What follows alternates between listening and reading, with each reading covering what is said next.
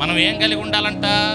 దురాత్మల సమూహము మీద మనము విజయం సాధించాలంటే నీతి న్యాయం కలిగి ఉండాలి. మనం ఏం కలిగి ఉండాలా? నీతి న్యాయం. ఏంటి నీతి? రోమాపత్రిక చూడండి ఒకసారి, మీ బైబిల్ తీసి.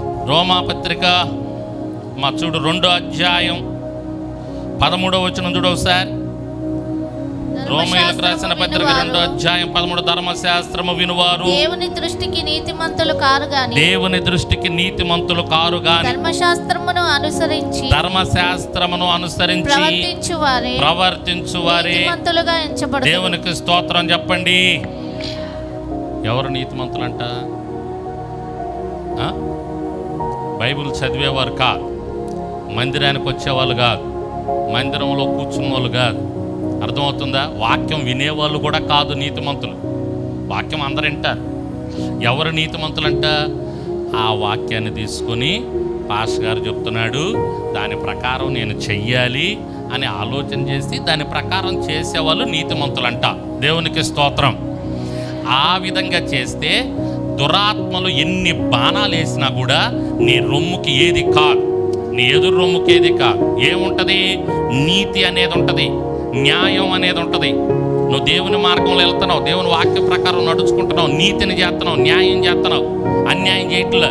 కాబట్టి నీ రొమ్ముకి వాడు ఎన్ని బాణాలు వేసినా కూడా నీ గుచ్చుకో. దేవునికి స్తోత్రం.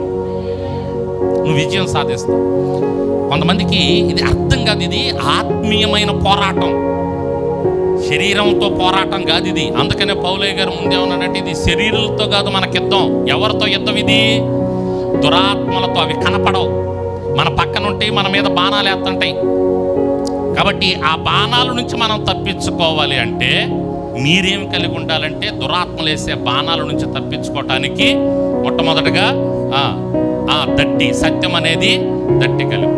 రెండోది ఏం కలిగి ఉండాలంటే, నీతి న్యాయం కలిగి ఉండాలి మీరు. అప్పుడు మీ ఎదురు రొమ్ముకి ఏ అపాయం రాకుండా, సాతాను బాణాలు గుచ్చుకోకుండా మీరు విజయం సాధిస్తారు. దేవునికి స్తోత్రం. నీతి న్యాయం, నీతి అనేది ఉండాలి. నీతి అంటే దేవుని వాక్యం ప్రకారం నడుచుకోవటమే నీతి అంట. ప్రస్తుత రోజుల్లో నీతి అనేది ఎక్కడ కనపడట్లా, న్యాయం కనపడట్లా. ఎక్కడ చూసినా అన్యాయమే. క్రైస్తవుల్లో కూడా అన్యాయాలు ఎక్కువైపోయినాయి. లోకస్తుల సంగతి పక్కన పెడదాం. లోకస్తులకి ఎప్పుడు అన్యాయంతోనే ముందుకెళ్తారులేండి. వాళ్ళలో ఏమాత్రం నీతి ఉండదు, న్యాయం ఉండదు. దేవుని దగ్గరికి వచ్చే బిడ్డల్లో కూడా నీతి కనపడటం లేదు. దేవునికి స్తోత్రం చెప్పండి.